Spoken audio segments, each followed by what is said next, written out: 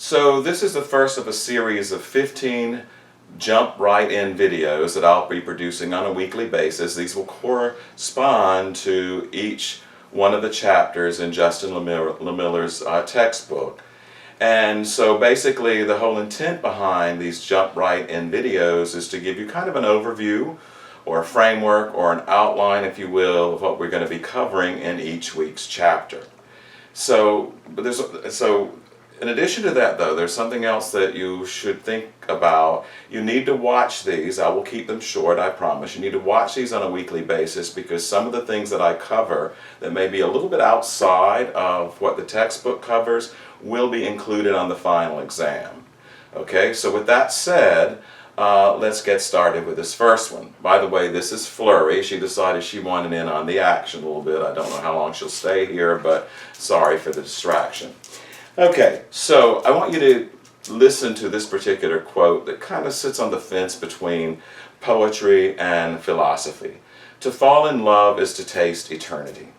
So when you're looking at poetry, for example, then it's really, poetry doesn't serve its purpose if it's not communicating to the individual, so each individual sort of has his or her own interpretation of said poetry. However, when I take a look at this quote, to fall in love is to taste eternity, I think what it means is, to me anyway, is that once you establish that special relationship with someone, you're in love with them, you have biological, social, as well as psychological processes going on, which enhance and direct and encourage that relationship, then you don't see an end to that romance, to that romantic relationship. And so basically, here's the way Lemiller's text and this course differs from a human sexuality course, say, in the discipline of biology.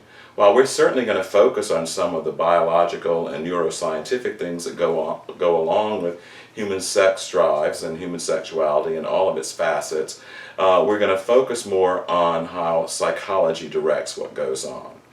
Okay, so, but let's start with biology first of all.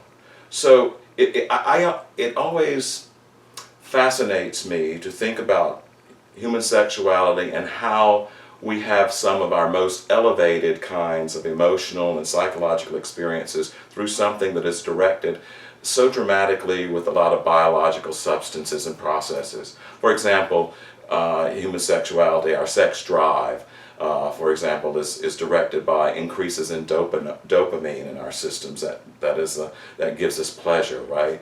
Then there's also, we know already about estrogen and testosterone. And then there's also a substance called oxytocin, and oxytocin is what is kind of tongue-in-cheek called the love hormone. So basically, when people are bonded with each other, oxytocin is discharged. It makes you feel close. I mean, it happens in platonic relationships, though certainly not to the degree that it happens with romantic couples or couples in love, right? And those of you who have taken, and I know there's several of you who have, Psych 2012 with me, you may remember that the act of giving childbirth releases more oxytocin than any other experience, but the next to the highest level of release is with sexuality. Okay, so here are those theories that are mentioned. Besides the biological one, there's also the psychoanalytic.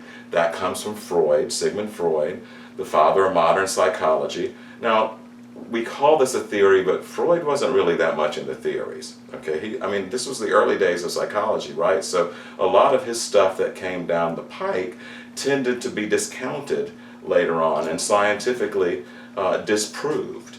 But I don't want to belittle Freud. I don't want to cut him down because he's the one who got the ball rolling, and some of his theories have survived, even though they were produced through his imagination and cognition and intellect. But for the most part, we've pretty much found that much of what he said was not true.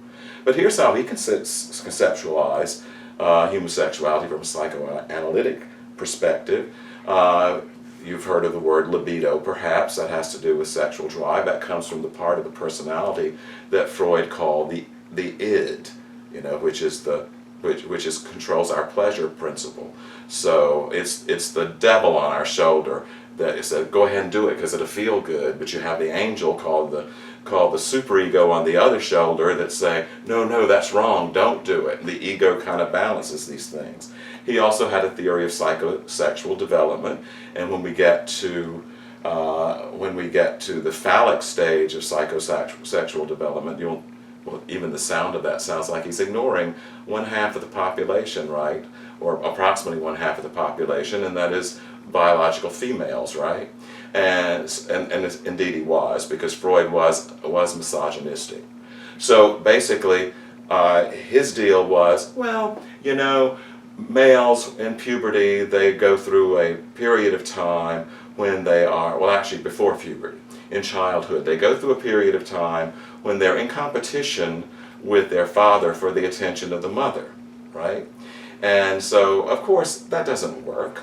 It doesn't work for everybody because of the fact, first of all, he ignored women, and secondly, what about people of orientations different from heterosexuality? That doesn't explain anything as far as they're concerned. He also came up with a concept that he called penis envy.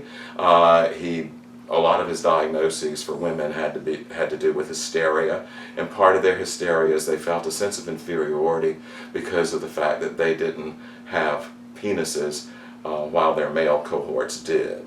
So that was his theory of penis envy. Karen Horney, who came a little bit later than Freud and was a neo-Freudian, said, whoa, two can play at this ridiculous game, because if women have penis envy, then men have womb envy, because they can't have babies, and they will never experience the kind of bonding and pleasure that goes on in the relationship between a mother and her offspring. So that's a little bit about Freud. Then we move into cognitive behavioral theories, and we get into classical conditioning. Some of the ways we respond to things pertaining to our sexuality have to do with connections that are made, and we're not even aware of it, for example. One of the most obvious phenomenon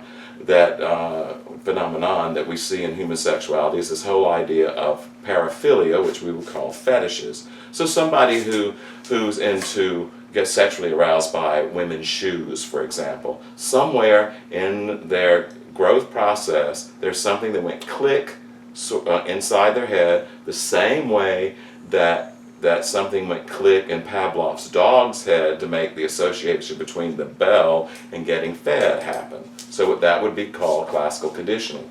Operant conditioning is a system of rewards and punishments. There are certain things behaviors that we exhibit that are rewarded by our parents, by society, what have you, that pertain to our sexuality and the way we express it.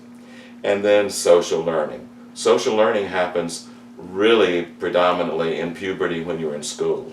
Because if you are not dating and all of your peers are, then it's like, what the hell is wrong with me? I need to go out and get me a girlfriend or a boyfriend, right? Because everybody else is doing it. People are going to perceive me as being different in some way. So that's social learning. The exchange theory that Miller mentions in the first chapter has to do with, if I give you something, then you give me something in return. And so a lot of this has to do with what are these gestures that we make in our romantic relationships that are mutually fulfilling. For example, I give flowers or candy or a beautiful, loving text message to you, and then the person and you, on the other hand, don't send me anything back, then I'm not getting an equal exchange from you. So actually, romances don't really work without this exchange theory and process, because you have to, in order for long-term relationships to work, you have to feel like that you're getting back as much as you're giving. That is another theory. Okay, once again, these are all theories. There's nothing that are necessarily factual about them. And then next to the last one has to do with personality theory. Those of you who have taken Psych 2012, general psychology before, have heard of the five-factor model of personality. You may have heard of the personality test called the Big Five Inventory. And so basically what we find out, people with the highest sexual drives and the most comfort experiencing or expressing their sexuality tend to be high extroverts and high on the trait of agreeableness. We also find out that individuals who are most comfortable with their sexuality tend to be what we call erotophiles. In other words, it's like their sex is positive, and none of that, no messages come in from society, from religion, from parents, from school, from wherever, that cause your impression of sexuality to be negative. And erotophobes would be those who succumb to those negative messages. And then finally, evolutionary theory, it has its big time limitations, probably almost as much as Freud's, to be honest with you, though. I mean, there may be some degree of truth to one of its ideas, which is that heterosexual females prefer men who are a little bit older than they are because of the fact that these individuals, these men will be more likely to be good providers, to provide for them as they're doing their job of mothering and to provide for the offspring, right? Whereas men like women who are a little bit younger than they are because they are perceived as being more viable